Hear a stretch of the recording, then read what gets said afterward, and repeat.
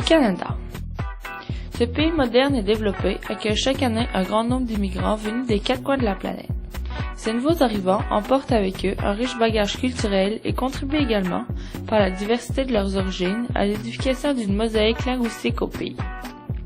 Dans ce vaste pays, où le français et l'anglais se sont vus reconnaître le statut de langue officielle, une province se démarque néanmoins du groupe pour son utilisation plus répandue du français, le Québec. Les habitants de ce territoire, qui forment la plus grande concentration de francophones au Canada et même en Amérique, mènent depuis plusieurs siècles un combat pour protéger leur langue. Bien que le Québécois ait développé des valeurs et des comportements qu'il partage bien souvent avec les autres Canadiens, certains sujets continuent inlassablement d'opposer les deux groupes. À titre d'exemple, la question nationale constitue certainement l'une de ces questions dont le caractère permet difficilement d'obtenir l'unanimité auprès des populations canadiennes et québécoises. La question nationale du Québec a fait couler beaucoup d'encre depuis son introduction dans le débat politique canadien il y a plus de 2 siècles déjà. En fait, les premiers éléments historiques qui permettent de comprendre cette question remontent au changement de régime qui s'est opéré en 1763 avec la proclamation royale. La France céda alors aux Britanniques la quasi-totalité de ses possessions en Amérique du Nord.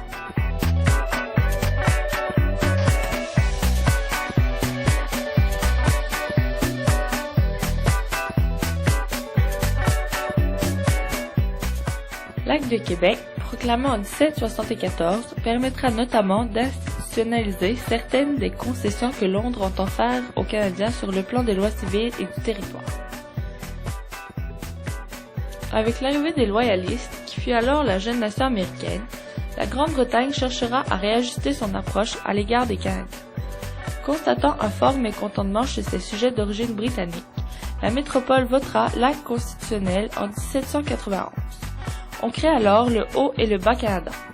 Ce territoire correspond à peu près à l'Ontario et le Québec actuel. La loi de 1791 introduira également le parlementarisme dans la colonie, qui sera désormais divisé selon les considérations linguistiques. Pour la Grande-Bretagne, l'introduction du parlementarisme n'aura pas toujours le résultat escompté. De 1791 à 1867, il régnera un important climat d'instabilité politique qui mènera notamment, dans les 1830, à des mouvements de révolte dans les deux Canadas. Le mouvement des Patriotes du Bas-Canada, premier réel mouvement favorisant l'indépendance dans l'histoire du Québec, sera quand même voué à l'échec. Plusieurs leaders du mouvement seront sévèrement réprimés, allant de l'emprisonnement à la déportation et à la pendaison. Lord Durham, alors mandaté pour produire un rapport sur la situation, proposera l'union des deux Canadas, chose qui sera accomplie en 1840 avec l'Acte d'union.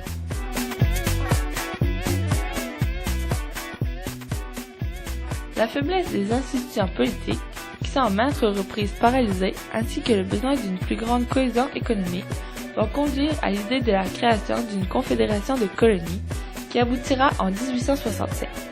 C'est à partir de ce nouveau cadre que prendra place tout le débat sur la question des revendications du Québec et de sa place dans le Canada.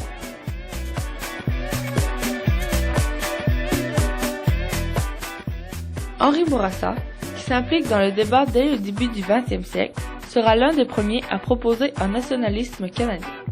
Sa vision, qui propose une plus grande indépendance du Canada, met de l'avant l'idée d'un pays à caractère biethnique et bilingue. Un peu plus tard, le prêtre Lionel Groulx proposera une vision où les Canadiens français seraient opposés au changement social et attachés aux valeurs et aux pratiques traditionnelles. C'est ce qu'on appellera le nationalisme canadien-français. Avec la Révolution tranquille, ce nationalisme se caractérisa davantage par une volonté de modernisme. Les Canadiens français sont désormais reconnus sous le nom de Québécois.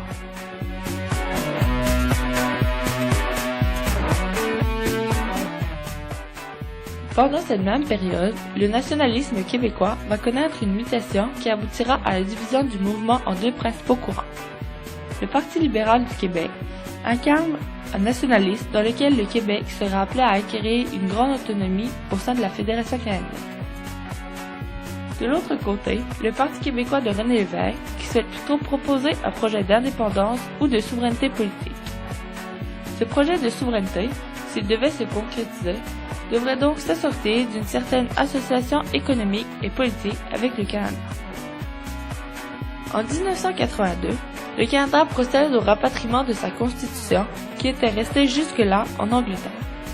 Ce projet, qui prévoit certaines modifications constitutionnelles et l'intégration à celle-ci d'une charte canadienne des droits et libertés, doit, aux yeux du Québec, recueillir l'aval des provinces.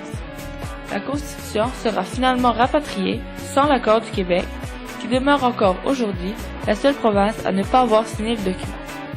Depuis, les différents gouvernements du Québec ont lié l'obtention du consentement à la condition qu'il y ait un nouveau partage des pouvoirs, des revenus fiscaux favorables et à une reconnaissance d'un statut particulier au Québec. Le gouvernement fédéral et les autres provinces se sont toujours montrés réticents envers ces demandes. À plusieurs reprises, notamment avec les accords du lac Meech et de Charlottetown, les tentatives pour réformer le fédéralisme canadien et réintégrer le Québec à la Constitution ont échoué. Quand le Parti québécois accède au pouvoir, il propose 2 référendums à 15 ans d'intervalle pour permettre à la population québécoise d'exprimer son désir ou son désaccord d'aller de l'avant avec le projet de souveraineté du Québec. Les résultats ne seront pas ceux espérés par le parti.